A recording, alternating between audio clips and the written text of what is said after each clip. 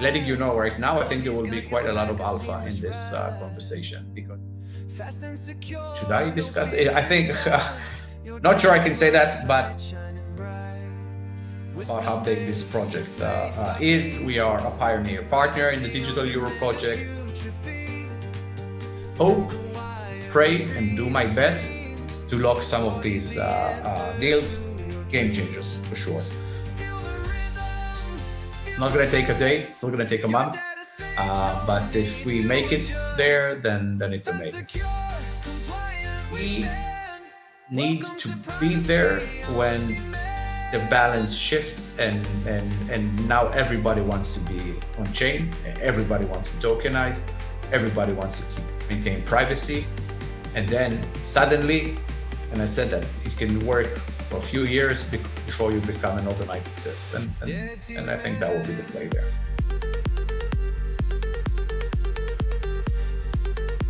Really, 2.5 years? What took you so long?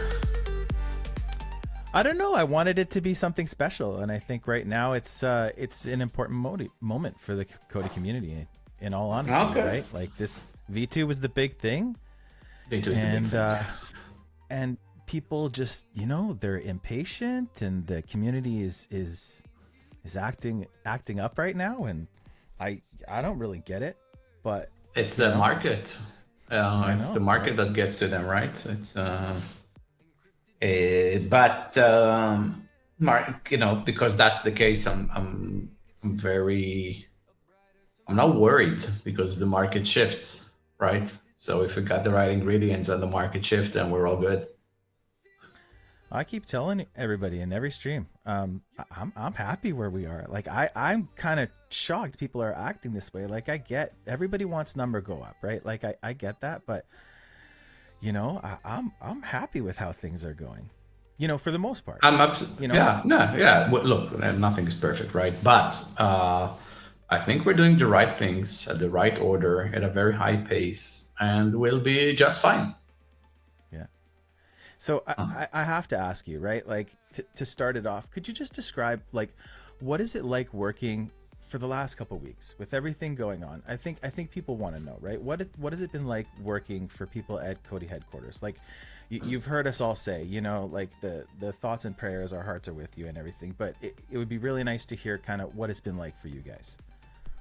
So I don't know if you can see that, but I'm taking this call like, okay, the camera tracks me, but my home setup is from a bomb shelter. So houses in Israel, by law, have a bomb shelter, right? Like inside, like one of the rooms in your home is the bomb shelter. Now, for me, it's borderline trivial that that's the case, but I get how weird it may seem to people. So, so my home office is within a bomb shelter in my house. So, jokes aside, I have I can continue operations even like regardless of what happens. I can continue operations. Okay, so. The reality is that we live in a place in the world that has these issues every now and then, right? The last 2 years more so, but it has these issues, and probably because of that, we're so accustomed to that. The same way maybe people living in some other places in the world will be accustomed to earthquakes or hurricanes or whatnot. Like we never had those, but if there was a hurricane in Israel, people will be shocked much more than there are than a few missiles landing. So because we know that this is how things go, we are ready. We have bomb shelters. We understand, how to behave when something like that happens. We understand working decentrally. We understand all of these things.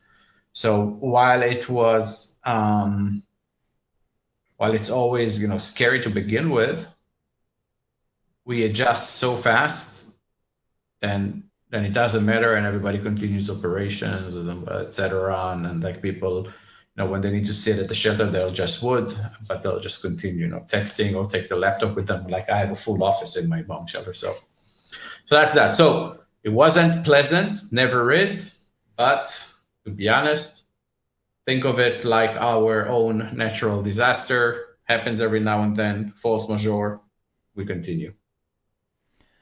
I don't know if you remember a few years ago, but you posted an update video from the office, and you said it will take more than missiles to stop Kodi. The community is legitimately, some people are legitimately worried that this is, a detriment to the protocol. I was wondering if you could just speak to that a little bit and put their minds at ease. No, absolutely not. Because we've experienced, if we were living somewhere else and this sort of thing, and we were different people and this sort of thing would have happened, then I would be worried for this protocol. But this is what we're trained to do. I mean, we've experienced this multiple times, right, throughout our history.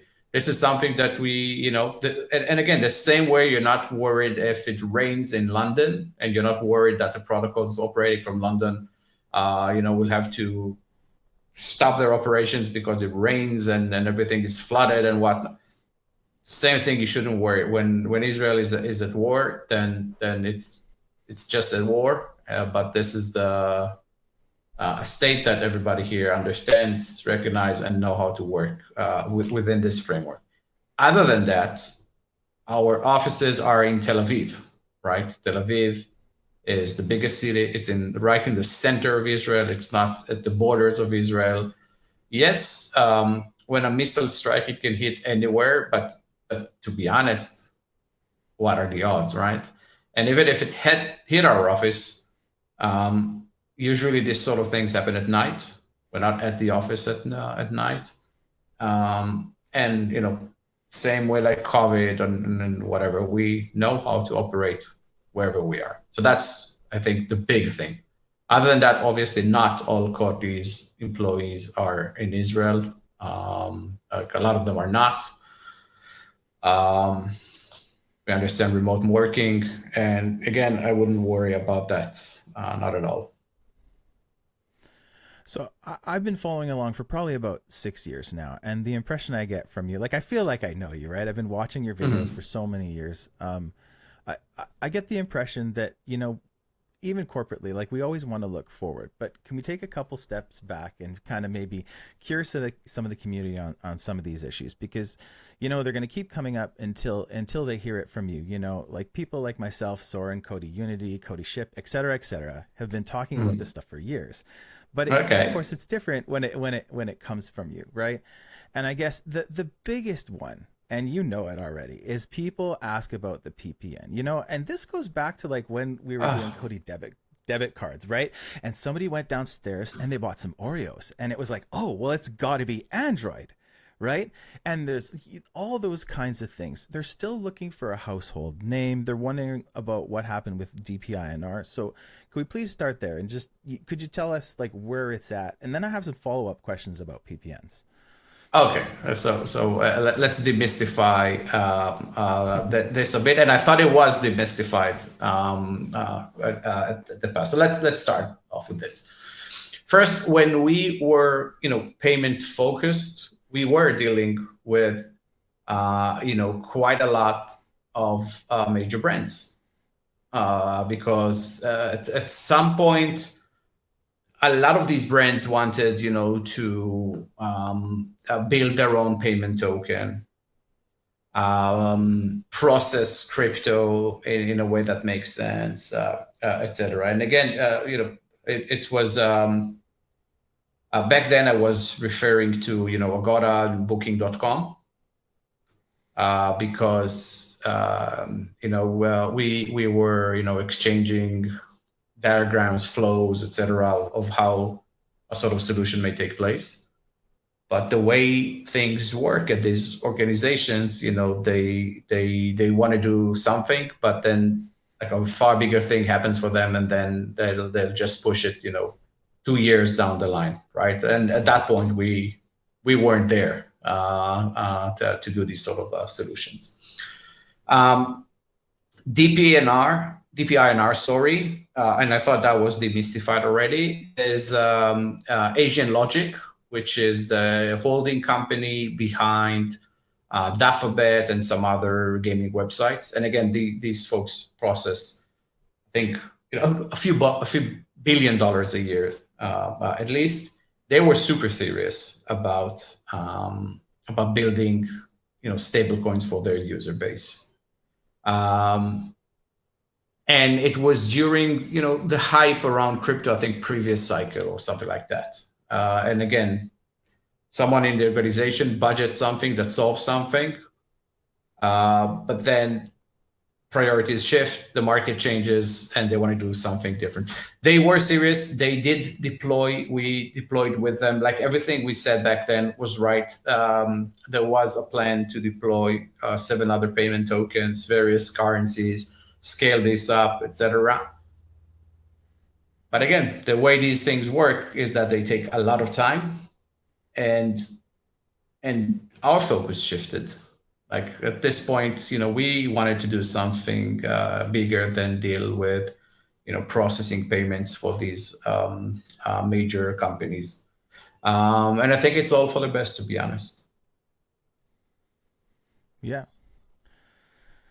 Do you ever see some of the community theories about who the PPN were? Did you ever follow any of that? Because it's it's really fun. Okay, so it's one of the things that I became very conscious and weary of is, and again, and I wrote about this a few times and I tried to explain it. Let's try again. Okay, so before Kodi, I ran a different company, a Web2 company, right? That did very well. And it was a private company, and our dealings were private. And, I never had to kind of like disclose what we're working on. And this whole notion, if you ask someone working a commercial company, hey, tell everybody about your clients, give us like post in your blog an update about where you're at with any client publicly, to a point like the client can see that as well. Remember, where you're at, what are the odds of this materializing? How much will you get paid doing so? What is the contribution that this may have to the protocol, etc.? You'd be shocked. Like nobody will do that. It doesn't make any sense. The company will fail. Well, thinking about privacy on a public blockchain, it never works that way. But in Web3, you have to be more accountable, and you need to disclose more throughout time. Now, with that in mind, I tried to balance a few times, letting people know where we're at and what we're doing, without saying too much to a point where I'll get a call from a client, which will be like, why are you discussing? And we had these things happen in the past, by the way. Someone we're working with calling us say, I do not want to see my name at your blog at this point because it's too early, because I don't want to let my competition know what I'm up to, because why would you do that? Like, they don't get the idea behind that. I'm not talking about crypto partnerships. I'm talking about real world partnerships. So you try to balance that. And I did try to thread a thin, line, and try to walk the thin line between letting people know what I'm excited about and why I'm excited about this, without burning the relationship that you have with this client. Now, did I do a good job balancing that? Absolutely not. Because of all the theories, because then you became accountable to 100% of the things you're working on need to be completed and signed. And that's not the stats that that the business development has. You try a lot of big things. You aim for the stars and you land somewhere, and you never get to lock all the deals you're working on. So how do you do that? How do you And then you read that some people say, just let us know when something is done. Don't tease us. I get it. I'm super willing to do so. But then people are like, why are we not hearing more? What is COTI up to, right? So it's quite an impossible task. I remember speaking with the CMO of one of the very well-known protocols, and I told him about this frustration and around roadmaps. Obviously, roadmap is another big thing. It's another thing. People want to know what you're working on, when it will be completed, and then it becomes like a sacred thing. The date you've estimated this will be ready, which is borderline insane, because it's so difficult for someone developing software to tell you exactly when he will land on the moon. It's like, it doesn't work that way, right? They estimate.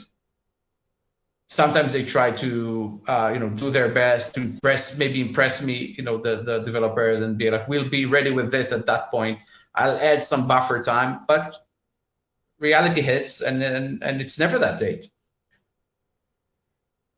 And then people get pissed about the roadmap, about not even what's in the roadmap, which is exactly what's important. Like, what's in there? Where are we heading with this? This is what's important. No, the date is what's important, because that's a broken promise. So, I remember asking him, and he said, oh, this is why we don't do roadmaps. He said, people don't deserve roadmaps, because then they'll just use it to bash the project with it, and which is just the wrong way to interpret a roadmap. So again, this is a balancing act between letting people know products you're working on, letting people know clients we're engaged with, keeping people, letting people know that we are really on top of things, but without disclosing, the names and the dates. Super complicated. It's my problem, right? But I'll always try to do better in that sense, without just saying, you know what, I don't intend to give any more names or dates. When something is done and done, you'll know. Some people, some CEOs do that. I try to do more, but maybe this is why we have this conversation, so I can kind of like try to get you into my world and into what we're doing. What I can promise people is that we're working extremely hard, throughout wars, crisis, whatever, to deliver on what we think is, our biggest vision to date, and we will not rest until we get there. So I've wondered this for a long time now, and now that V2 is here, we want people adopting garbled circuits, privacy on demand. We'll talk about that a little bit later.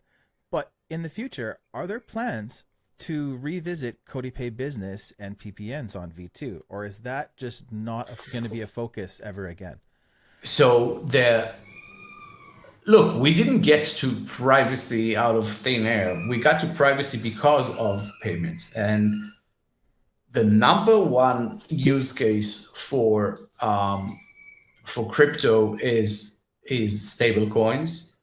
And stable coins, they are used for two big things in crypto. One is payments, and payments, everything from card, remittance, bank, salary, everything that can move on chain will move on chain, and that will require privacy.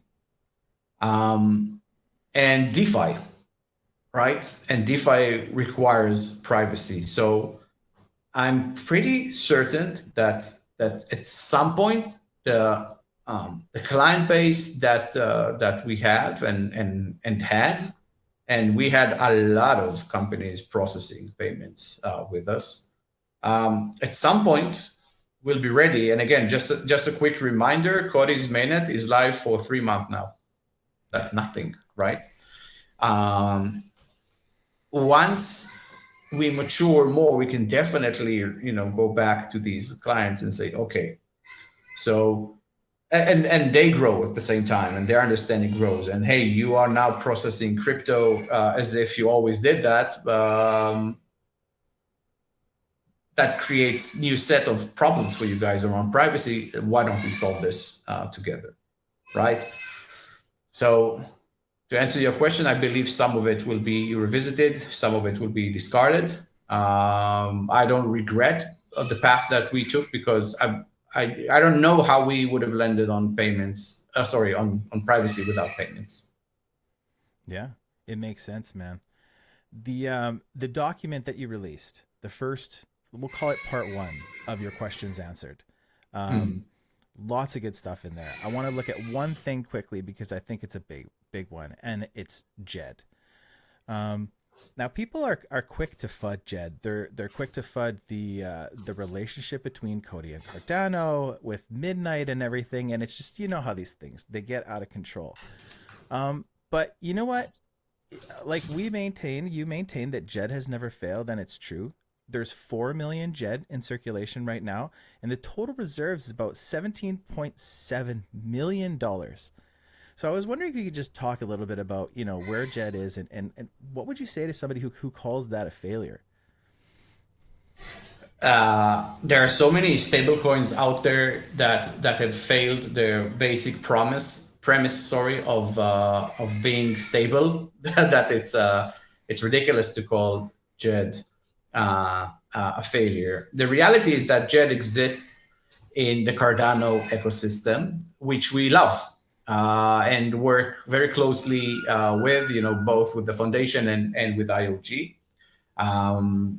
Also in discussions around Midnight, etc. I know around Barack, the CEO, very well. So for those who think the relationship with Cardano are sour, you are very wrong. Very, very wrong. Now, I think the most important thing for a stablecoin, and I said that before, is to be boring and stable. And Jed did that very well.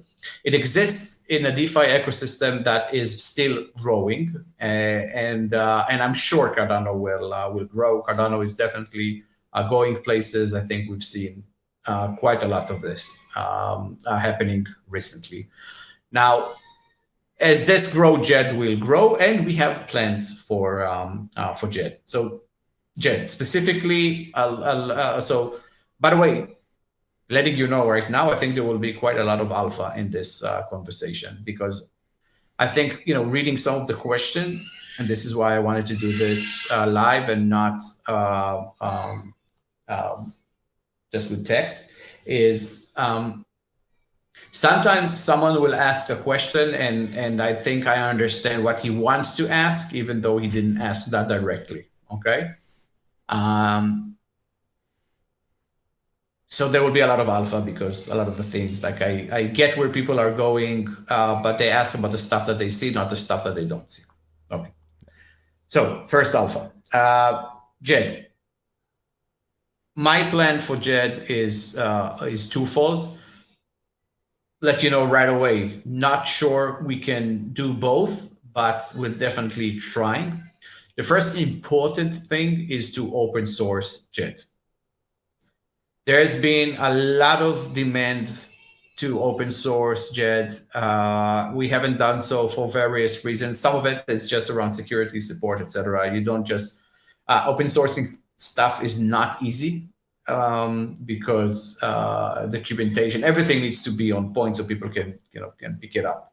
So we plan to open source Jed. We're working on that with IOG. What it means that a lot of people can build all sorts of things around Jed, new front ends, right?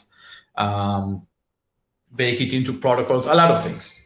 So there will be ways for Jed to grow that are not dependent on COTI and IOG directly. So that's one big news. The second is around privacy on demand. And I wanted to create a private version of Jed, like a private stablecoin. A private stablecoin is something super important in our world. A private stablecoin is what can fuel payments, DeFi, etc. So as we already working on privacy on demand, which means the ability to create private tokens on different networks. I'm thinking JED can be something that we do ourselves, right? Maybe Circle can do private USDC. Maybe Tether can do private USDT. We are in discussions with others to do private tokens, but JED is something that we can do ourselves. Maybe IOG can do it, but this is something that we can do ourselves, and let the Cardano ecosystem use that. Before someone asks, I'll tell you, people might say, hey, but wouldn't they use Midnight for that? Yes, there will be private assets created with Midnight. But if you listen to how Charles Hoskinson thinks about this, you will realize that they understand and advocate for an interconnected world. This is why, by the way, the airdrop for Night is not exclusive for ADA holders. There's a big focus on ADA holders, but it's also on BTC, on Ethereum, Avalanche, etc. So these are my plans for JED. As for timelines, again, before someone asks, we wanted to do this around September. I hope we can make it by September. Not a promise. That's just the plan right now. Wow. It's not surprising that JED is such a big deal for everybody, because talking with everybody over the past many years, 9 out of 10, maybe more, of the people in our community, they came from Cardano, right? They came from an announcement or you and him doing something together. And so it's not surprising that JED is still a big thing. Yeah. And again, by the way, I get that people may look at it and say, hey, Cody people, you sold us on a big promise to the Cardano community with JED, and now we feel disappointed. So first off, don't, because JED is stable. It never failed. Its holders. It's super secure. It's integrated to a lot of places in the Cardano DeFi ecosystem. That's one thing. The second thing is now, and a lot of people in the Cardano community are developers, builders of sorts. It's an amazing how smart this ecosystem is. They can now take it themselves and grow it even more. I'll be more than happy. We probably should have open sourced this earlier, but again, it takes time and some readiness. But we will get there. It's like we said before, right? JED is boring and it works. I don't know if you remember that. Yes, exactly. You're boring is earlier good. Boring is good. There you go. You were talking earlier about community questions and sometimes, maybe misunderstanding the question. Here's one that I'm not even going to try and pretend like it's mine. I'm just going to read it as I have it, okay? Mm-hmm. It's, where is the measurable value capture and clear deliverables from past partnerships?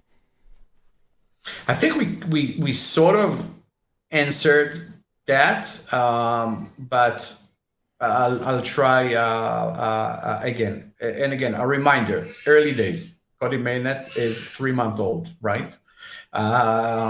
So, many of our partners have already integrated since we upgraded, which is obviously a very measurable activity. The network is growing in terms of transactions, which is a very measurable. One of the things I'm most excited about is is Privex that is launched as a fully formed, perp DEX on Kodi. Again, alpha, it exists both on the base and on Kodi. And the volume on Kodi has now surpassed that of base, which is a major, milestone. And I think we're going to capture a lot of value with that because, as volume grows, it grows Kodi immediately. And each chain that I've seen, usually has, there's a big Pareto. There is always, 1, 2, 3 maybe big products running on the chain, giving it a lot of volume to begin with. So I think, look, the process that we do is trying to identify who may be the winners on our chain and trying to give them whatever sort of help that we can. So we're going to capture a lot of value with Privex as an example, and we can talk about. I think there was a question about Privex later, so we may get to that and why I think it's exciting.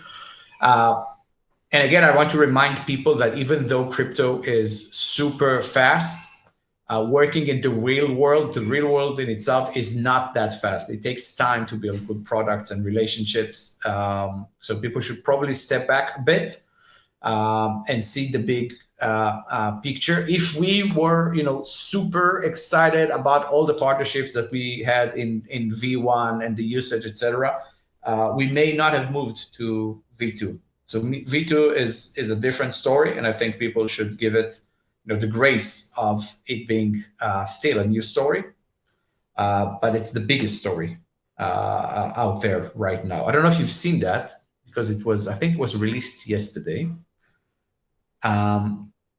So Zama, which spearheads FHE, just announced their round B funding, a valuation of over $1 billion, and their intention to build a token and a network. Zama, by the way, Zama is very smart people using and they've managed to scale up FHE quite a lot. Goblet Circuits is still 1,000x faster, so they can continue scaling, but it's still better. But I think something like Zama out there releasing a network can definitely start maybe, for lack of a better term, a privacy summer. They work relentlessly in explaining to everyone out there and all the institutions that need privacy to go on chain, like $300 trillion or so potentially, about the use of privacy. And these sort of folks don't just take the first solution that explain the problem to them. They usually do their research and hopefully land on COTI. But this sort of attention can spark a privacy summer the same way we had DeFi summer, NFT summer, and all of these things. So I would sit back and kind of like understand that if you made the right bet, then it's just time, but don't be stupid and leave the table too soon. It's like you said years ago with V1 and payments. A rising tide lifts all ships, right? So We're seeing that again with privacy. Yeah, exactly. So for years we've watched you go across the world on to all these different conventions. Now we're seeing Joshua in the mix, and I am super bullish on Joshua. And yes, I've made that very, very clear. Yeah, I can't say enough about him. I was wondering if you could talk a little bit about the Euro CBDC, the Saudi Arabia involvement, and what's going on there. We've seen the questions come in from the community that although they look really good, it's a bit vague what's going on there. I wonder if you could touch on that a bit. Yeah, and sure. And again, it's worth reminding people that even the CEO is never like synced to the last detail of things that evolve so fast, and how can you possibly sync the community on everything that's going on? So people, especially on major projects like ECB, all the stuff that happens in MENA, the Bank of Israel, CBDC, etc., should not expect a daily sync on what's going on, because on a daily basis, nothing is going on a daily basis. These projects, and by the way, we don't dictate pace on these projects. They usually have their own timelines. We need to meet certain requirements, build a few things, we submit them, they process it, and then they move on with their timeline, right? So it's the sort of things that nobody sees what's going on, and then you're an overnight success. It's so people should put that mindset when discussing these projects. So let's give maybe a few more details. So ECB, European Central Bank Digital Euro. Can't say enough about how big this project is. We are a pioneer partner in the Digital Euro project. Where we stand, we needed recently, I think a month ago, to send them a proof of concept, which we did. We submitted that. They've even, I think, discussed that publicly. And the next step, and that's an ECB step, again, ECB stands for European Central Bank, is to provide a progress report. And I think, and I know this is planned for the end of this month. And by the way, all these timelines are public on the ECB website. So we are working together until October, and then we see how it continue to rolls out.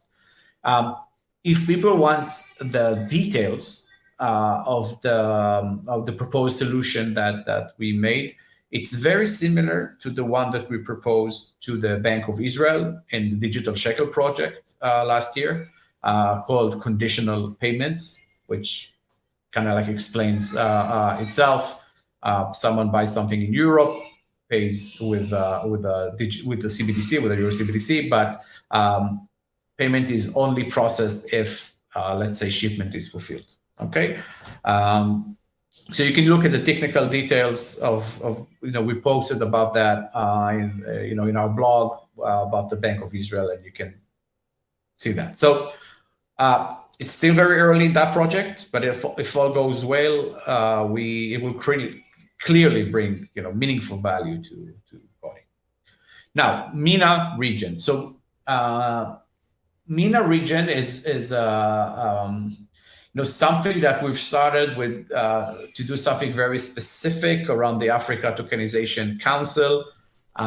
We traveled there, and we have local partners, but this whole thing grew very fast. So a lot of things are happening there. We've since been there twice, meeting major companies at in UAE, in Abu Dhabi, Dubai, etc. Policymakers, central banks, royal family members, which is probably one of the more critical things over there. Funds, etc. So there's a lot of things that are in discussion there. There is a real appetite in the region to tokenize assets. I know Dubai is the only place in the world that on a national level tokenizes real estate, right? With specific goals which they plan on meeting. So a lot of serious people are involved with serious intentions there. So been there 3 times, working on various deals. I am experienced enough to not give any names at this point, and I can only hope, pray, and do my best to lock some of these deals. Game changers for sure. We are planning, the next real world assets summit roundtable. So we'll announce that when it's done. Maybe in New York, which again Joshua did very well there with the mayor of New York. He was. Should I discuss it? I think. Not sure I can say that, but they've narrowed down the folks that they want to see back at a smaller table advising, and Joshua is one of them. So it's the right time, and again, the real world assets tokenization of assets, all of that require privacy from the base level. We are there to advise on how to tokenize assets because, again, this is TradeFi and this is real estate companies, etc. It's not that obvious for them to tokenize assets. We're there from the start. We want to be in a position where we are a trusted advisor, and then we can bring in our infrastructure and see this grow. It's not going to take a day. It's not going to take a month. But if we make it there, then it's amazing. Soren had an interesting point about this. He said, one of them could have been a fluke. Now you're seeing a couple. Pretty soon it's going to be a pattern. So I thought that was a really good way of looking at it. So we're really excited about all these kinds of things. And by the way, this is usually how it works, right? With this, and again, from previous companies, etc. I can tell you that for these folks, blockchain is borderline alien technology. It's so advanced and exotic, and it means wow, a lot of potential, but wow, a lot of risk at the same time. So they know because they see everything from the price of Bitcoin to the value of Circle at the market. They know it's on. So they want to do it. They just don't want to make a mistake. Some of them over there made a mistake with Mantra, right? They couldn't have known. And again, Mantra is not a scam more than it's just a different failure. But they don't want to make a mistake. But at some point, not taking action will be a mistake. They will be left behind. Yeah. And they are very worried about that. So we need to be there when the balance shifts and now everybody wants to be on chain. Everybody wants to tokenize. Everybody wants to maintain privacy. And then suddenly, and I said that it can work for a few years before you become an overnight success. And I think that will be the play there. Wow. Here's a community opinion that I can't wrap my head around. Okay. Mm-hmm. And we see somebody like Vitalik or the Ethereum Foundation kind of, talk about somebody else who's working in privacy.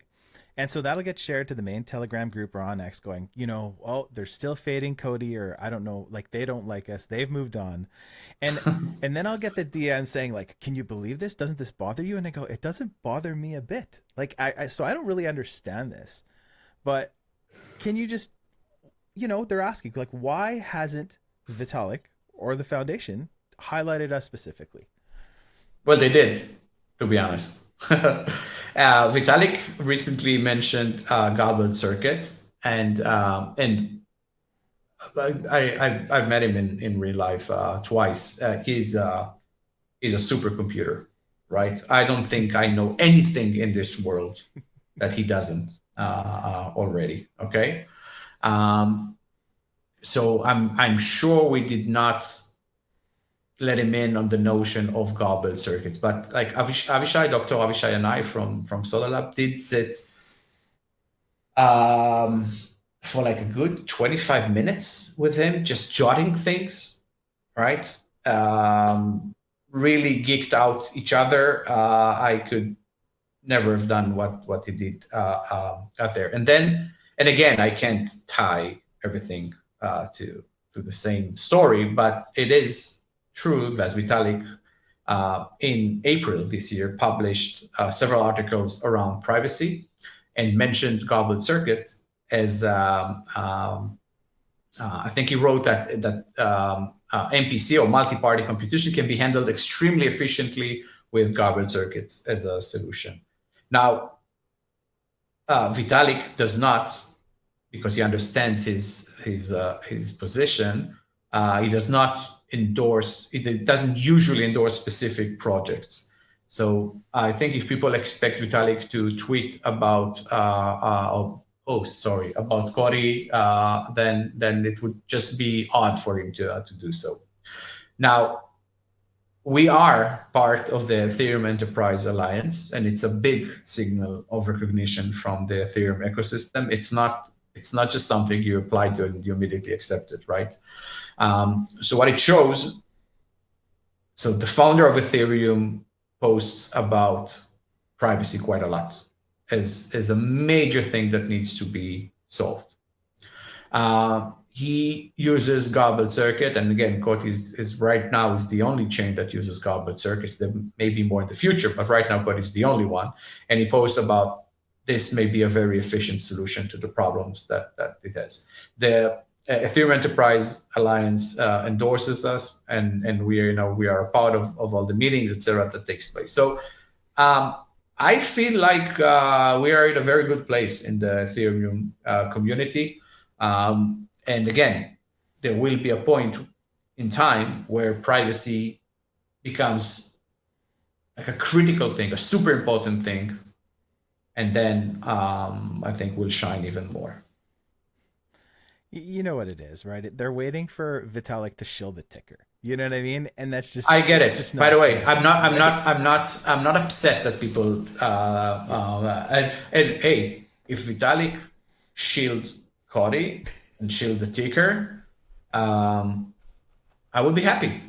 I'm not gonna lie, but to expect him to do so and say he's doing that for everybody, not for Cody, well, first of all, it's just wrong. It doesn't. There's a few railgun, I think, is something but that's just his topic of interest. It doesn't mean that railgun will do better than other privacy solution, and it doesn't.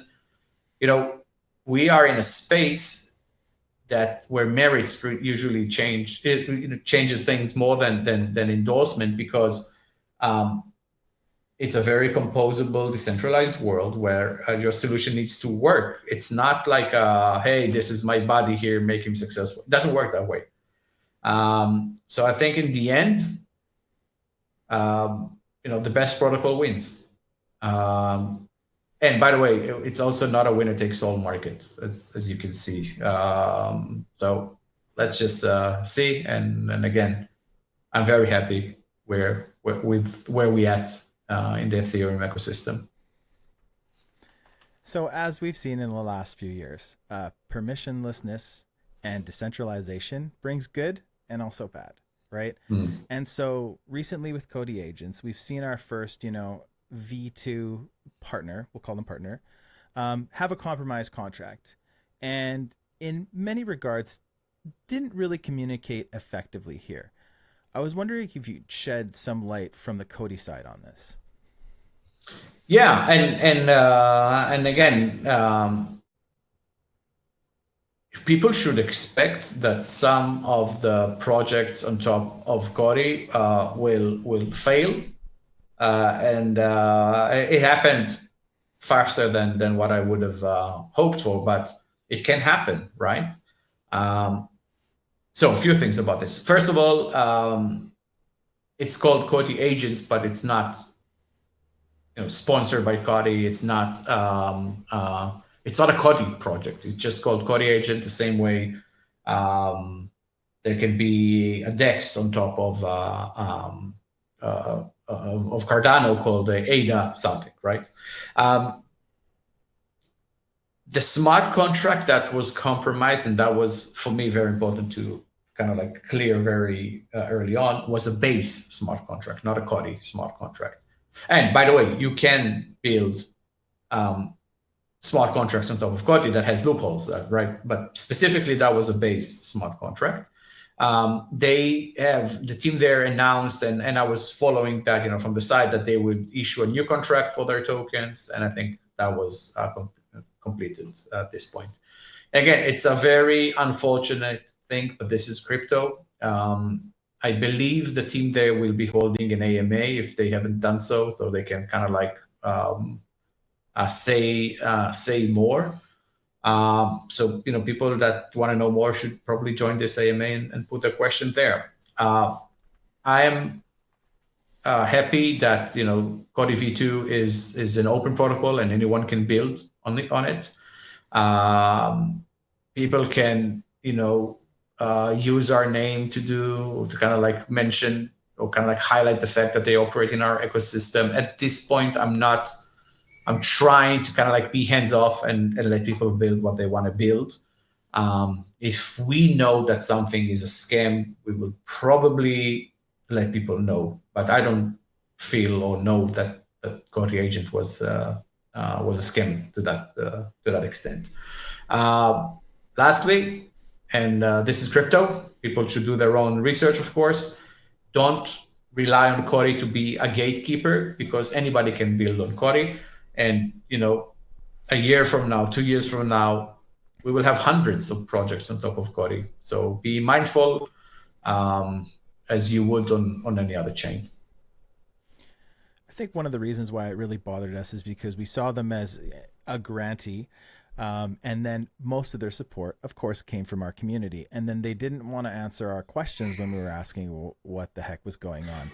The biggest question for me now is, well, with everything that happened, why is it being redeployed on base? So we'll look forward to that AMA and see what happens here. But this kind of leads me into something that's going to go back to your document there, your questions answered, right? And so speaking with marketing before we had this, I found out something kind of interesting about you, because we were talking about the official Telegram. I won't name names, but they said that if it was up to you, that even the official Telegram would be completely decentralized, not monitored, and let the community have it. So for the people who are saying, well, Kodi's going to be geofenced forever, the US is never going to be a part of it. We've been hearing this since staking 2.0, right? Or 1.0 probably. I wasn't around for 1.0. Could you just reiterate how important that market is for our success? Oh, absolutely. Look, so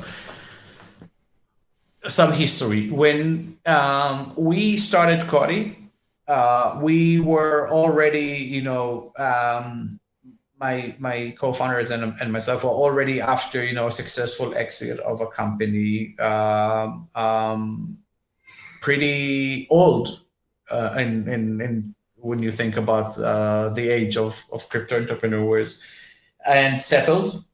And our approach was, let's eliminate risks, because, while risk can be like, we are the front line of that risk, we are the first ones to be sued or whatnot, it will destroy the protocol as well, right? And that creates more risk. So we wanted to kind of like make sure that we build Kodi properly. And we've taken steps that were rare, borderline exotic, and tiring at that point, doing KYC on the wallet level, etc. And what do you know? Like a few years later, everybody's doing KYC. Exchanges, like everybody's doing KYC. And the US was a big part of it, because the US, I remind folks that maybe weren't at the space at 2017, 2018, 2019. The US was vengeful against crypto founders. It was impossible. They were leaving physically the US. Nobody, in the right mind would try to do anything in the US. Now, with that said, and with all the protections that we took, we found ourselves at what is now already closed and done and had zero legal effect on COTI. But when the SEC went after after Binance, which is also like a closed case as far as I know at this point, the COTI name was mentioned there. Not because COTI did something bad in itself, but in order to kind of like prove that Binance is in fault, I think 20 something tokens were mentioned, big names and COTI. And I was like, what? Like, we've done far more than other protocols have done, far more, really. How can we find ourselves at this list, right? And we were worried, right? At the end, nobody called us, Nobody accused us of anything. And I think this case is done for all parties involved. So that's a piece of history, but you can understand why when you feel that you've brushed with death, you will be very cautious on your next steps. And we have, very good legal advice, etc. Now, we obviously understand that the tides are changing, right? And I have a bi-weekly call with my legal team, and I'll ask them, is it the right time? Are we good? Now, few things have changed, right? The wallet does not, you don't need to do KYC with us anymore, right? We will not block you. We understand that people can use the protocol however they see fit. So everything just boils down to, are we going to allow staking for the US? Because we're not going to block any products ourselves. So the answer is absolutely yes. Now let's talk timelines and what needs to happen in the world. In our roadmap, and you'll probably ask me about our roadmap, so we'll talk about that probably later. But once we decentralize nodes completely, we will allow node operators to build their own treasuries or spin their own treasuries. When that happens, I'm not going to geofence anything because it means that the network is fully decentralized, and the same way Vitalik or Charles Hoskinson does not geofence their products, I will not geofence COTI. So that's one thing. The second thing is we follow legislation, we follow everything that happens, and if we feel, or if the legal team feels that, and because this is one of these things where you don't want to boss around your legal team because they'll say, we told you, right? If we see enough happens in the real world before we decentralize the nodes and have multiple treasuries, then we'll just do it sooner. So the longest I imagine will geofence is about 6 months, which is where I estimate we will have, fully decentralized nodes. And I mean, the nodes are decentralized, but we can allow more people to use it, right? And spin out multiple treasuries. Can happen sooner if we see not just intent, but real things happen in the world. A lot of the DeFi protocols still geofence the US. This is not something COTI exclusive. And I think a lot of people are just sitting there not wanting to be first, but COTI will not be the first to remove the geofencing from the US, but it will not be the last as well. So I think people should be a bit more patient about this. But if at the past I would told you, I don't know if we'll ever remove the geofence. Now I can tell you, absolutely we will. Absolutely. Unless, something very different happens now, but absolutely we will. Probably 6 months, but maybe sooner. So I guess we're kind of there, right? Talking about milestones and roadmap as you spoke earlier. So let's just go right into it because it seems natural. But there are some people that feel that the developmental milestones are unclear. Some of that because there's not a current roadmap right now. And if we see what happened with rebirth and evolution, etc., it's not surprising that we don't have that yet. So could you talk a little bit about that? Sure, absolutely. And again, remember that I have become very self-conscious to roadmaps, not because we don't deliver on our roadmap, because we deliver on our roadmap. I find it borderline painful that we need to deal so much with the small things like, hey, this is 2 weeks in delay. Why have you done this in the last date of the month, et cetera, et cetera. And then I feel like in the end we might rush and cut a few corners like, by the way, like we did with the release of the treasury, and then we need to, unscrew ourselves and like, why have I put ourselves in that position? So with that in mind, here is the roadmap. Okay. So let's first, people need to know that there is maybe the product roadmap. So the things that we plan to launch for our network, and then there is a slew of other things, which is products launched on top of Kodi, right? So we can discuss the roadmap for Privex, for Carbon, for CBDCs, et cetera, et cetera. So I will only talk about the product roadmap, or like the stuff that we do internally. But remember that there will be a lot of other things that are happening at the same time on top of Kodi, projects launching, et cetera, et cetera. So I would say as follows. First, there is a new program that we work on. Marketing says that it's a top secret program. I don't feel that it should be a secret, so I will let you in about this right now, because I think it's important. So we will launch a platform that will give new ways for holders of Kodi to earn from the ecosystem. Okay. And we can dive into this a bit more, but like, first of all, timeline. So I want this to launch around September. We are already working on it.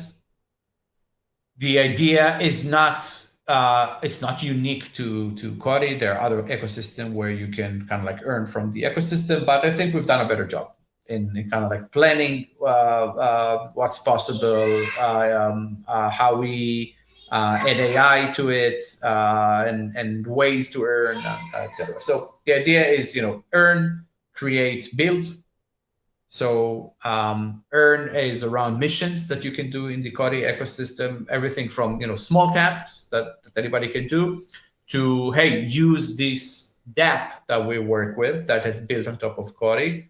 We will give you extra Kodi for using this DApp. So you can, if you trade on this protocol, we will give you some more Kodi for doing so. This is how we encourage developers to work on top of Kodi. Okay. Deposit liquidity in the USDC bridge and have USDC on top of Kodi, because that fuels DeFi, and we will give you more Kodi for doing so. So missions, that's earn. Create is everything around the creation and distribution of content, and I think my kids are now content creators in the best possible ways. They don't run their own. I think they don't run YouTube channels, but they can create content and or distribute it and earn Kodi. And lastly is build. Build is something that Joshua, as you know, is very focused on. Everything around vibe coding, no code, low code tools that allow people to build dApps, and it's incredible.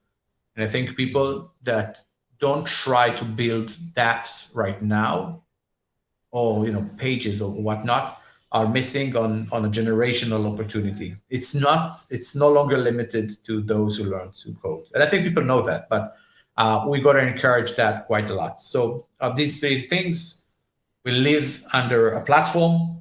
And people and like the way I want to do it is kind of like plan seasons, right?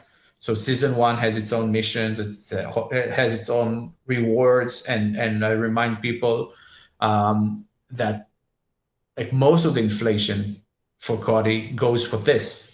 It doesn't go to me, it goes to this, to encourage completing missions, creating, building on top of Kodi. So this kind of like links the new tokens minted to the Kodi community, because they can do all these sort of things on top of this platform. And like whatever you do on the Kodi ecosystem, you can earn Kodi from it.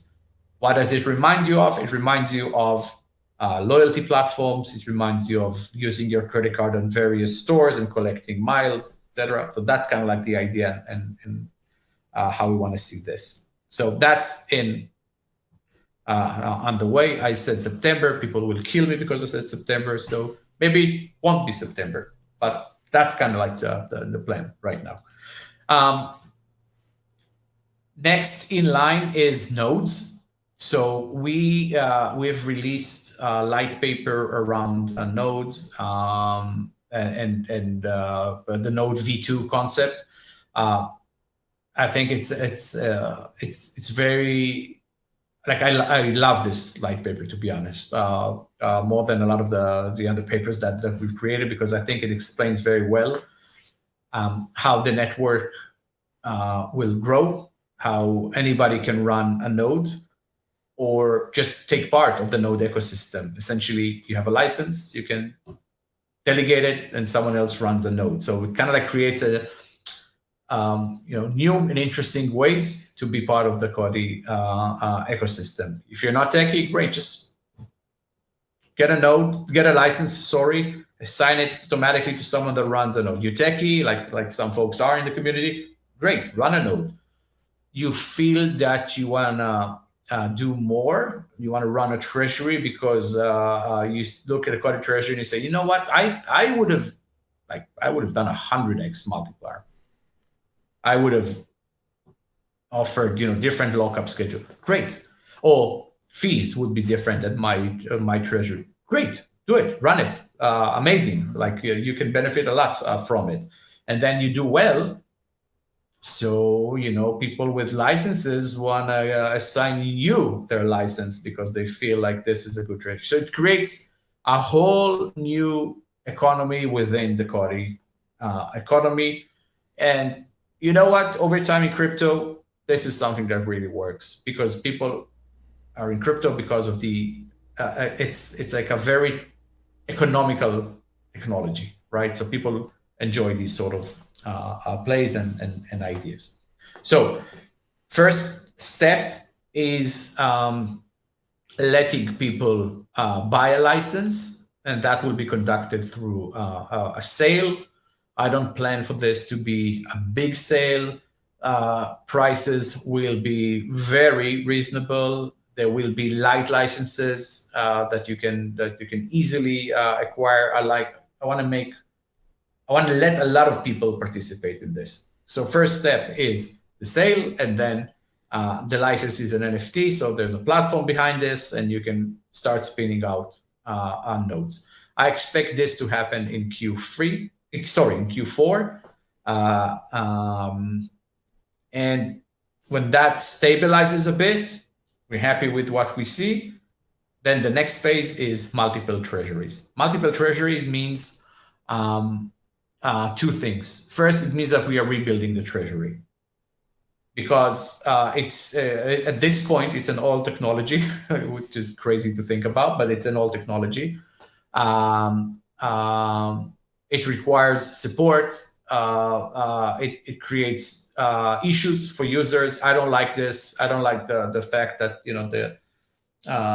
a lot of the conversation is around my transaction didn't process, etc. It just diverts us from the big issues in hand. So we need to fix this. So multiple treasuries also mean a new treasury. We may call it treasury V3, but like the technology will be different, built on microservices. It's just be better. But it also means that if you run a node, you can run a treasury, as I've mentioned. So that is probably next, early Q1 next year to be safe. So that's in terms of product. I've mentioned JED. What's also interesting, I think, in terms of project is privacy on demand. So privacy on demand is cross-chain privacy, is the idea that I talked about earlier, that there's a host chain where someone already has a product that he likes, that he's developed. He doesn't want to move it. The liquidity is there for him. He's not going to change that. So how do we tap into that and work together. So that's privacy on demand. So that will be pretty soon. Like the idea is that we're going to showcase a demo. We're going to probably, as I said, build a private jet with it as well. But we are already in discussions. Like the call I had before we got into this video is with the protocol doing very well. That lo and behold does banking and wants privacy. So, but on the chain that he already has. So we'll do that as well. And by the way, for those who are because privacy on demand sounds nice, but it's complicated technology. But to use it, you need COTI, right? So if people are weird about, oh no, but these transactions happen on a different chain, so what are we? No, a lot of transactions need to happen on top of COTI for privacy on demand to work, because COTI is the encrypted blockchain, not the host chain. So it actually delivers a lot of transactions and grows the demand for COTI. So that's probably sooner than the rest of the things, at least the demo. But throughout time, we'll probably see projects launch on top of COTI with that. Wow. Okay. There's a lot in there. So let me see if I can frame the questions around that. First with nodes, we'll stay with. Okay. You were hinting at costs. Can you you said there'd be a lot of alpha. Can you kind of, paint that picture a little bit more clearly for people? A lot of people are trying to, it's difficult, right? Because a lot of people are trying to think, okay, well, am I going to lock for 360? Am I going to keep some dry powder? How much am I going to need?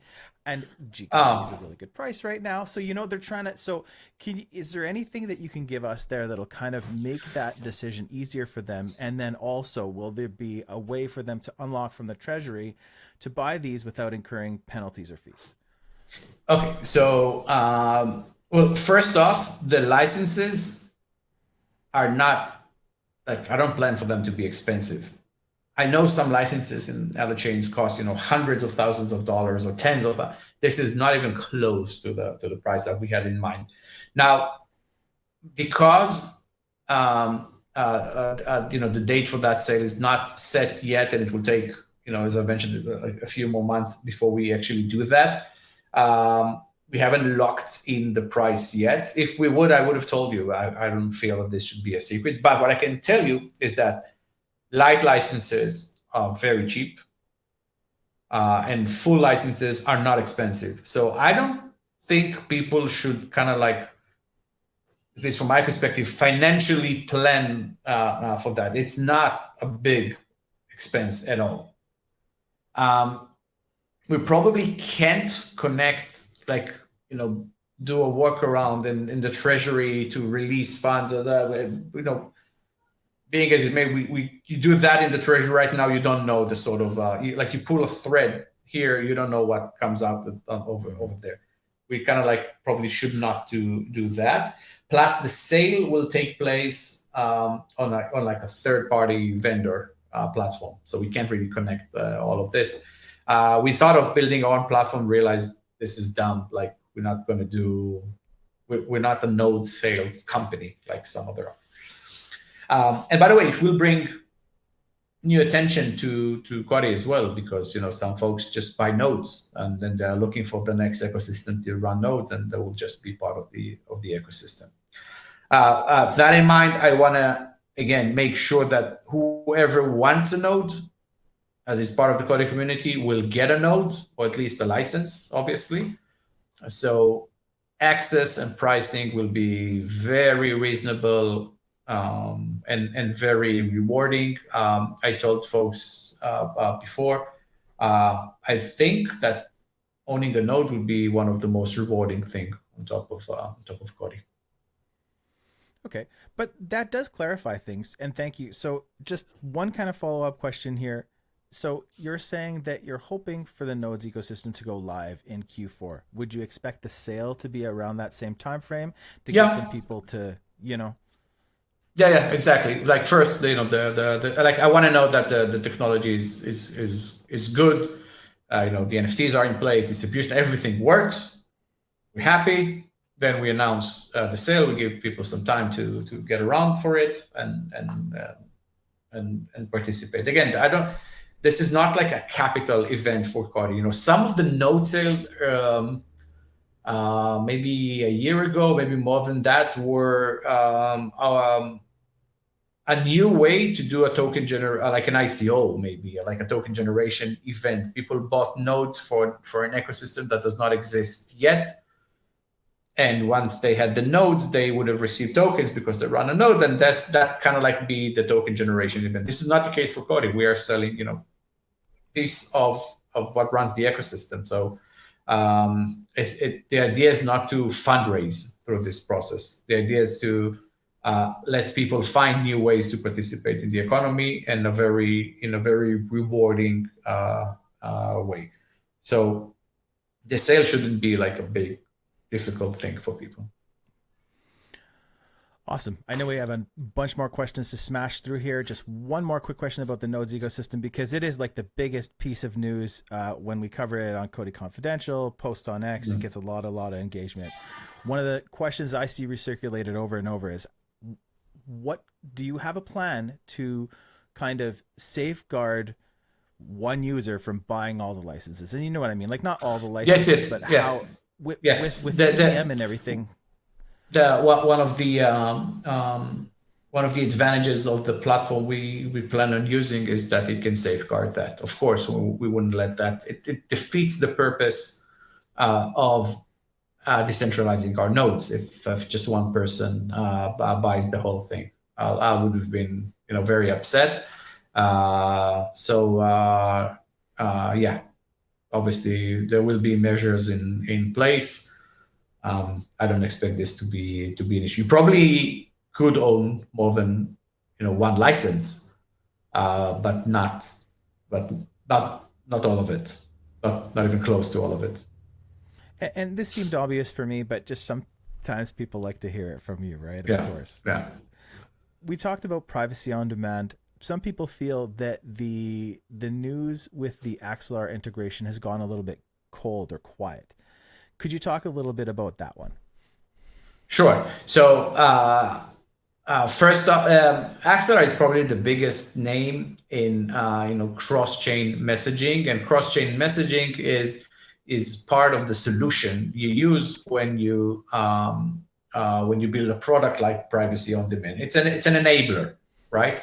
But the more important part is the privacy part, not the cross-chain messaging, because Axelar are not the only ones out there with cross-chain messaging. So we do have a partnership with Axelar.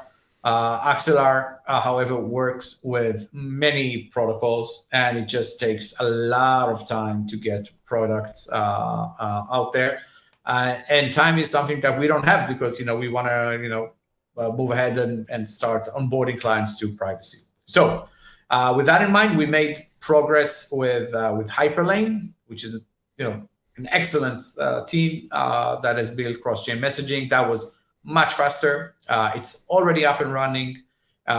People can actually use some of it with USDC, ETH, and BTC on the bridge that allows you to deposit that to COTI. But that's just part of the solution. I think the bigger thing is privacy on demand.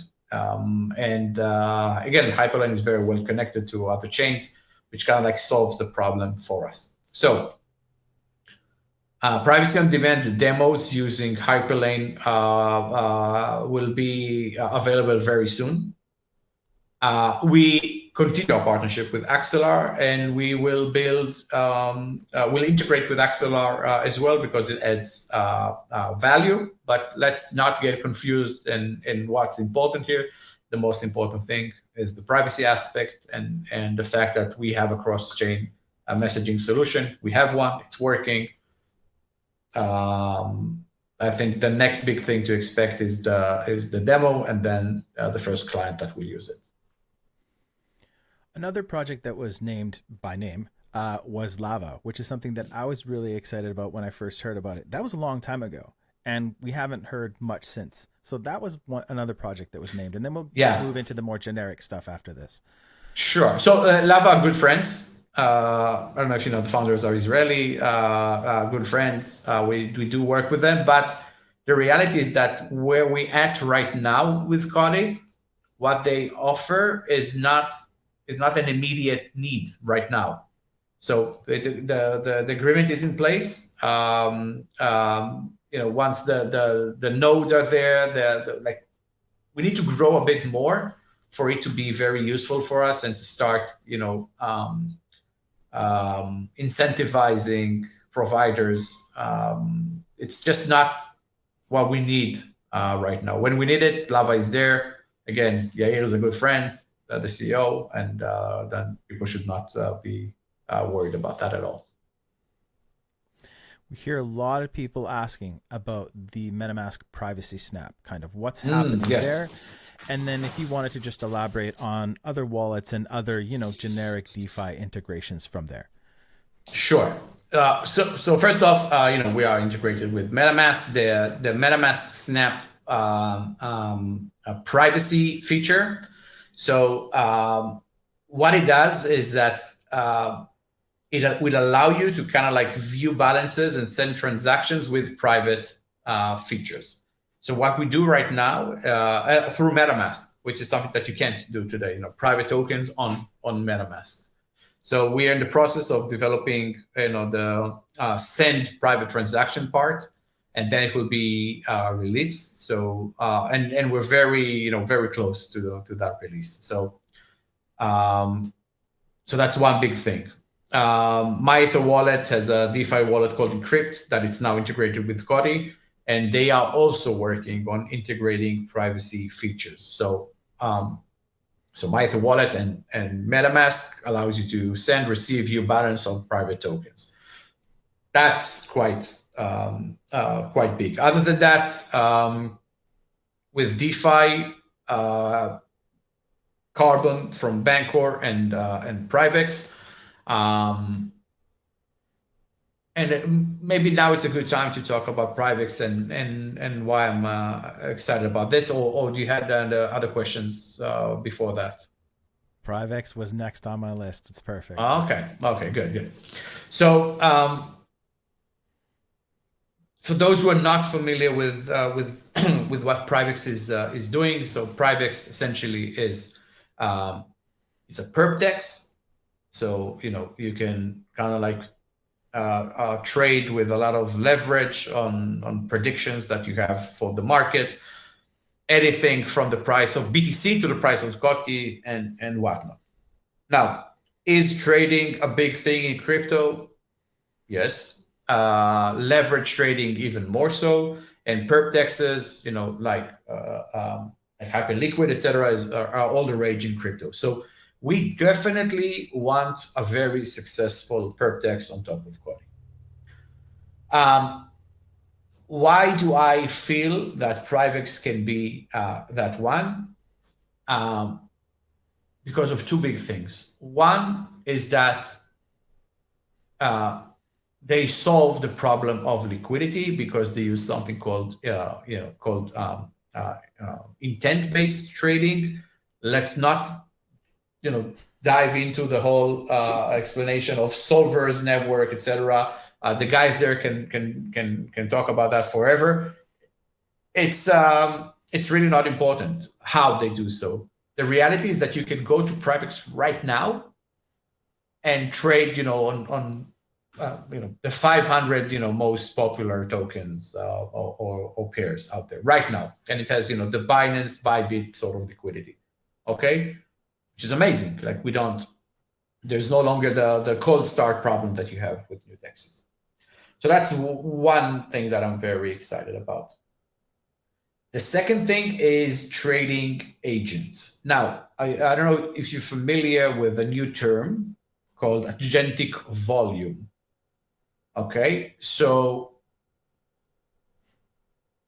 I believe they convinced me that over time, most of the transactions we see on chain or everywhere will be agent-based, AI-based.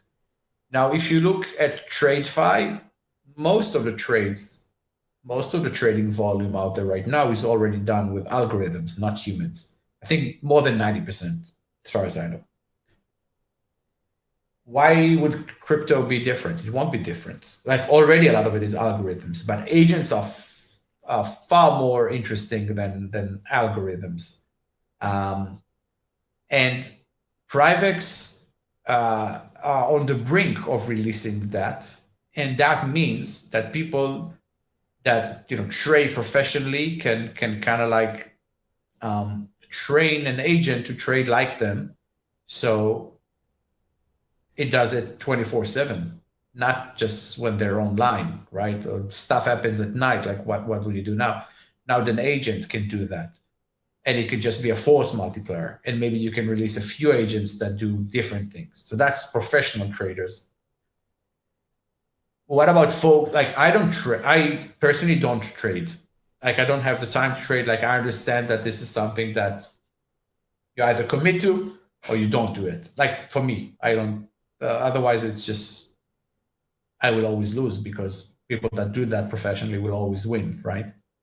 But if you told me that all I need to do is get like interesting data or folks to follow, etc., and I can train an agent to do so, then I'm interested, right? So it means that normies can trade very professionally with agents that they spin out. Now, this volume is captured through something called agentic volume, and it can be quite huge. Now, to all of that, add privacy. I don't know, did you see CZ recently posted about the fact that what the world needs now is a private perp dex? Like the day I think that Privex launched, which is kind of like incredible. You can't plan these things, right? And the fact that people don't know how much you own, or don't just copy trade what you do, or don't front run you, or MEV exploit you, etc. It's clear that people want a private perp dex. Now, Kodi is very fast. It has privacy. The fees are not high.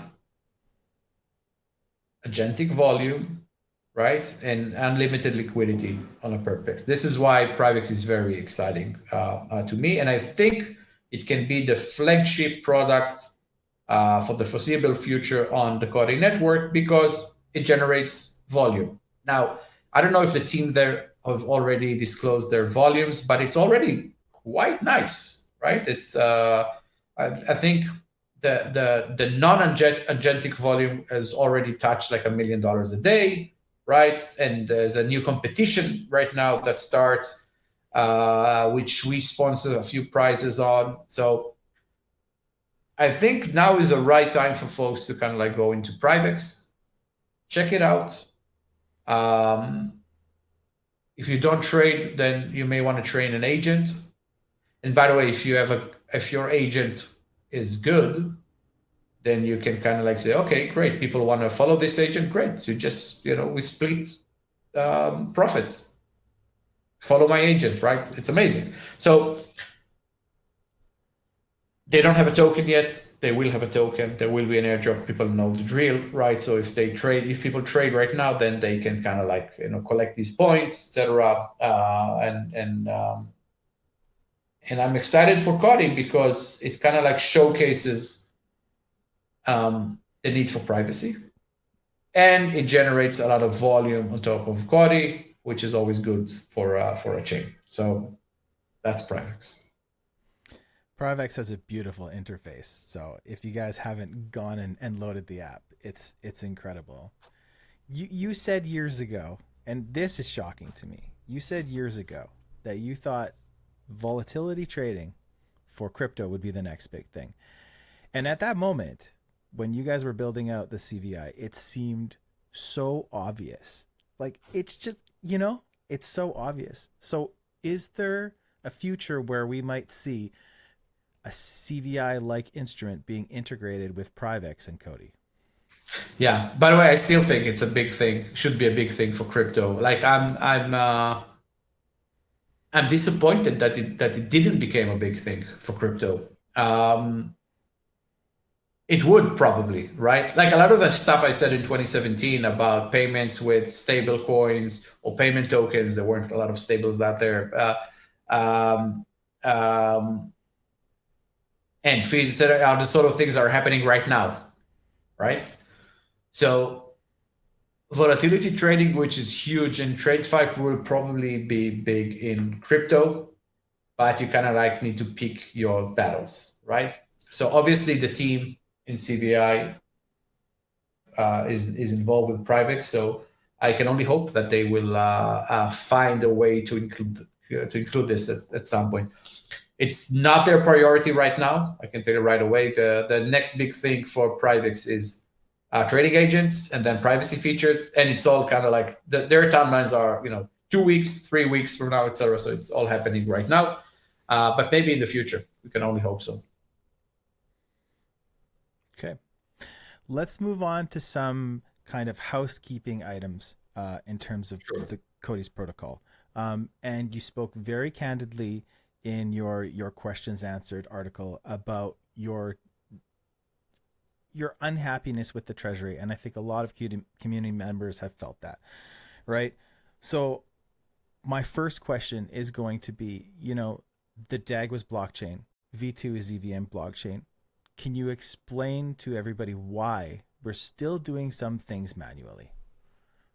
Oh, and by the way, this has zero relevance to the chain in itself. So, first off, the some processes we wanted to kind of like monitor before we automate because they can be delicate. You don't want to realize in hindsight that you've just sent 3,000, 10,000 wrong transactions, because that's crypto and that's irreversible. So we did want to kind of like we were weary about that and wanted to do things manually before we automate something. That's probably healthy. Most, if not all, processes will be automated at some point. Some sooner than others. Some I'm actually pretty pissed that they've not been automated yet, like rewards, etc. Some things I thought should have been very easy to automate, but then the team explains to me why it's not the case, or it's just, if everything is important, then what are our priorities? If we can kind of like spin this new thing now and handle, automating processes a bit later, should we not do that? Though it's just a matter of picking, priorities. It says nothing about the EVM nor the DAG, by the way, nothing. It just says something about us deprioritizing a few things to a point where we are okay. We understand now how to automate this without causing bigger problems. So let's do it right now. Then it takes some time, and then we automate it.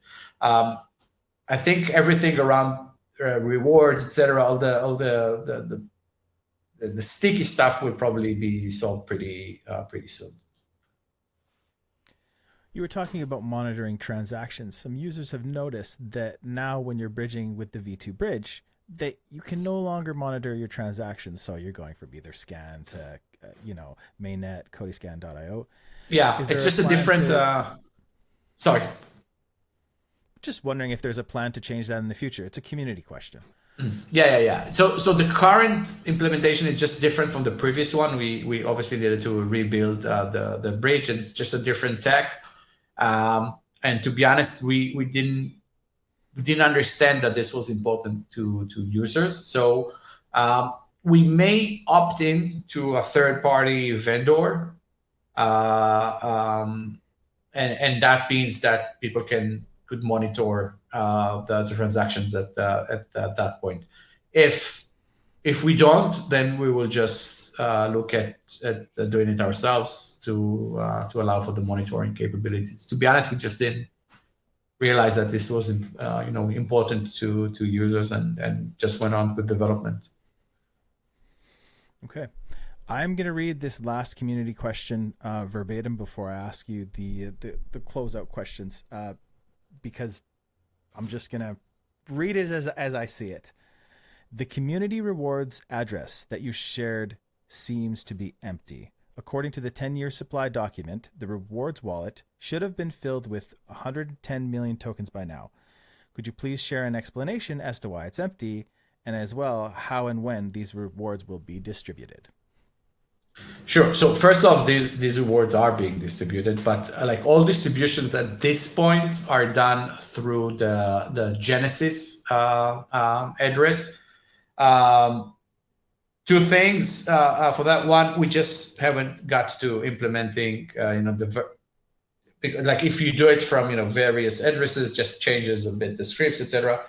Just haven't got around to this. Nothing super important. It also created some taxation issue, which sounds like boring and odd, to be honest, but it's like when we got the approval for the new chain in local authorities, they did want to kind of like view one address, see everything there. It just helped accountants become accountable. With that in mind, obviously we will do as we wrote. We will have multiple addresses, and everything will flow through these through addresses. Doesn't mean that we're not already giving rewards, grants, etc. But just again, give it a few more weeks, and we'll start using this system. All right. So I'm gonna go back to your document, your questions answered for one question of the few that we're gonna close out with, and a lot of the community questions obviously came from tokenomics, right? So if anybody wants to hear more about that, I implore them to read the document, because it does give a very, very good description there. But one thing that has people really, really worried right now is they look at the token price, they look at the inflation, they look at tokenomics, and they can't see how Kodi is still funding itself. And you gave a good description on Kodi's runway, or how it works, in your document. So could you just summarize that for us here? Because I think it's a big issue for a lot of community members. Sure. So, well, first off, Kodi raised funds early on, and we just did very well with these funds. At one interview, I probably said talked about things that people don't normally disclose, is the fact that we Dr. Nira Lohani has developed an algorithm that trades very, very, very well, right? So we were very fortunate to just have a lot of crypto assets very early on. Bitcoins at $2,400, Ethereum at 70, etc. And then be very good with leveraging those with that, and kind of like just create a very good treasury for the company, far better than most. So that's one thing. The other thing is that we keep a tight budget. We don't host $1 million parties. We don't hire yachts. We don't do all these things. The team is it has ninjas, but not battalions, right? We don't. I don't understand like why people would run around a 400 people organization, right? So that gives us runway and opportunities, and explains why we've survived the the cycles that we've survived. Not a lot of folks raising the amounts that we did, which is not a lot in crypto terms, have managed to kind of like do all of that.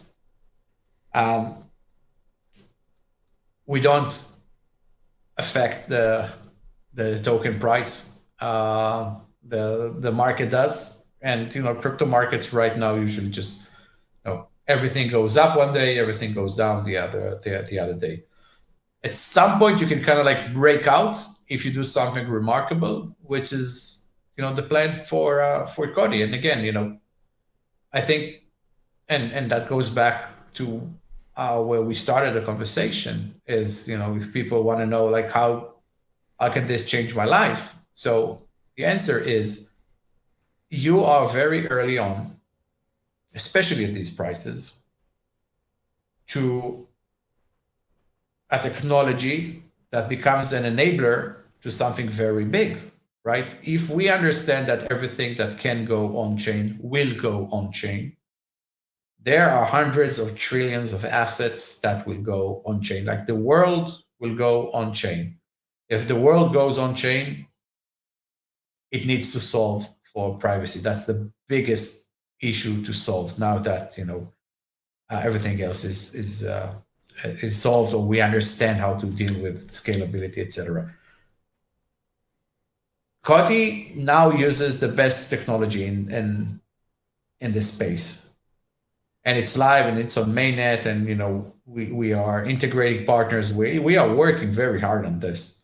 So inflation, the current price, all of that is not what's gonna dictate if we win or lose.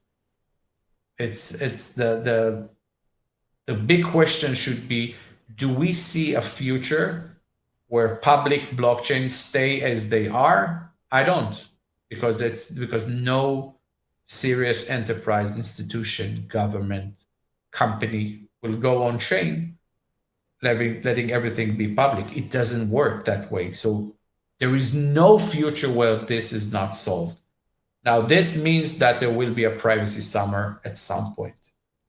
So that's one thing. By the way, if there's a privacy summer, all privacy chains go up, all of them.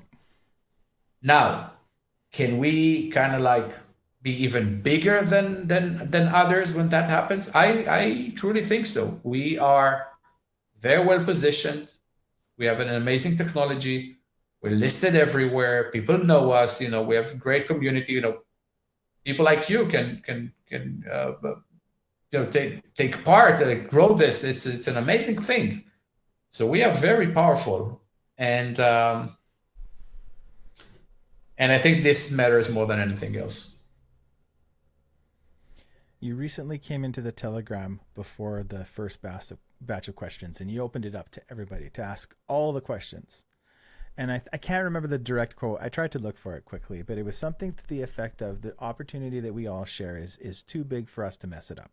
Something along those lines, right? A couple of the questions we're asking, well, what plans does Kodi have for, its users to earn in the future? And you've talked about that with Node's ecosystem and the platform that you've hinted at. But I guess to just round everything up here, what do you see as Kodi's main use case and how it will benefit the holders? Yeah. So there is, first of all, there is a direct link between usage and value, right? Because if many want to use the COTI network, COTI it's not one of these cases where it's a protocol where it has a governance token, so it's not really clear how the value accrues, etc. This is like Ethereum, Solana, Cardano, etc. If the usage grows, and if people believe that the usage will grow even more, then the demand for the token grows because you need it for fuel. That's that. If there are many roads and many cars, people need fuel. Gas prices go up. That's exactly that's the kind of like the base idea behind a utility token. So now the question is privacy important? I think I made my opinion about this clear. I hope, luckily, I'm not the only one thinking that way, and like the biggest minds in crypto talk about this all the time. Use cases. Payments. All payments should be private by definition. Nobody wants the entire world to know what he's paying for, etc. It's clear. Salaries, remittance, credit cards, everything will be private. Everything around real world assets will be private, or a lot of it will be private. And again, there are hundreds of trillions of dollars of assets that can potentially move on chain. And it being private is not just a good idea, it's the law. They have compliance issues that they need to abide to, and this is why they will be looking for that. And RWA is growing, stable coins are growing, so it's pretty clear that this would be a big thing for COTI. DeFi, and again, nobody wants to let the entire world know how it trades, what it owns, to be exploited, etc. So DeFi will be another big thing for COTI. Everything around marketplaces, auctions, etc. It's clear why this will be private. Not just payment, but overall sending tokens all around will be private. From even rewards. Like, why would you want everybody to know the rewards you're getting from the treasury? Like, why shouldn't this be private? So that's, I think, will be another big thing. Everything around identity should be private, and I think it's clear why, right? If you want to keep private data on chain, like identifiable data, then that will be private. And governance will be private. If we see corporations go on chain, or DAOs of votes, etc., all of that needs to be private by definition. And lastly, data for AI. And we are definitely living in this era, should be private as well. So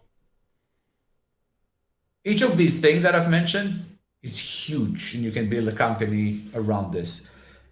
What needs to happen is that a sector needs to go on chain, and like what I think will happen, like again, and I've been very clear about where I see the biggest opportunities coming next. I think it will come from DeFi, and we're making a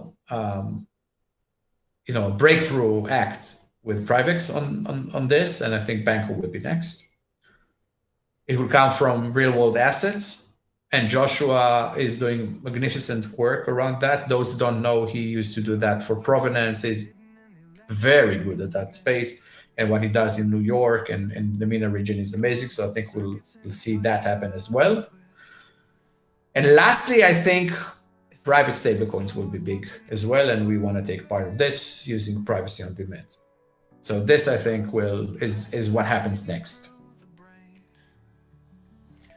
I want to thank you for affording your time to the community, almost 2 hours today. The big document and the 100 questions that you've been answering for us. I think that this is a big community moment for us. It's a difficult one. We talked about markets and price action and stuff like that, and it has people a little bit upset. But meeting with you today, I'm sure the community is really going to enjoy hearing some of these answers, and we're looking forward to doing it more often. So absolutely. Look, Connect. Hosting Cody Connect and stuff like that, it's really, really fun. But I've been waiting almost 3 years to sit down with you like this, and I can't thank you enough. No, absolutely. Don't thank me. I thank you for stepping up and doing so. And it shouldn't have taken so long. And like whenever, like every now and then, I like kind of like move from and kind of like look into the group, etc. And sometimes I'm like, why are these people left unanswered? Like, we don't have anything to hide, and I think we're working hard and we're doing the best we can. Like, why don't we share more? And sometimes people, I am very direct. Sometimes my team can be like, should we say that? Are we disclosing? Is this the right time? I'm like, just say it. It gets me into trouble. I hope this conversation doesn't get me into trouble, but if that's the case, then so be it.